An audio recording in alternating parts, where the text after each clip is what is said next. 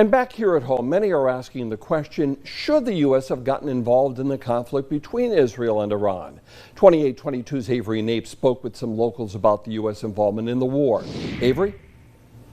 Mark, mixed reactions from the community today. On one side, the danger the Iranian regime poses to the United States and our allies. On the other, was the strike on Iran's nuclear facilities worth the potential long-term ramifications it may have on the U.S. at home and abroad?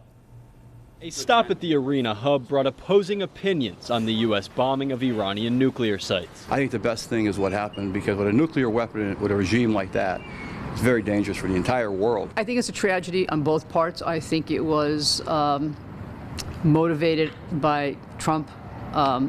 I think that lives have been hurt. I don't think that was the way to go. The United States is no stranger to involvement in the Middle East, but this attack marks the first sign of escalation against Iran since the 2020 assassination of Iranian Major General Qasem Soleimani. The big question now, is it the U.S. government's responsibility to back Israel?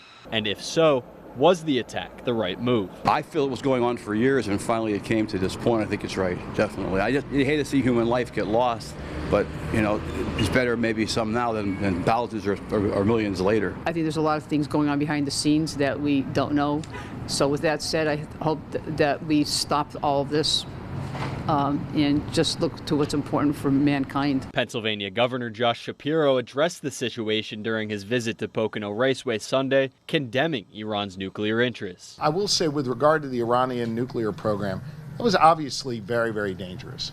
The idea that Iran, the world's largest sponsor of terror, would have a nuclear weapon would not only destabilize the Middle East, but it would create risk for American interests at home and abroad. At the same time, Shapiro questioned U.S. involvement in the region going forward. I think what is most important right now is that we not have any escalation beyond what occurred last night. I don't think any of us want to get dragged in to another long war in the Middle East. Regardless of their stance on the attacks, locals I spoke with made one thing clear. Stop the bombings.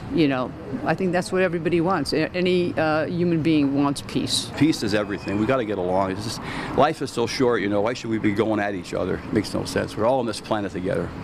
Now, both people I spoke with say they think the retaliation by Iran, either at home or abroad, is certainly a possibility.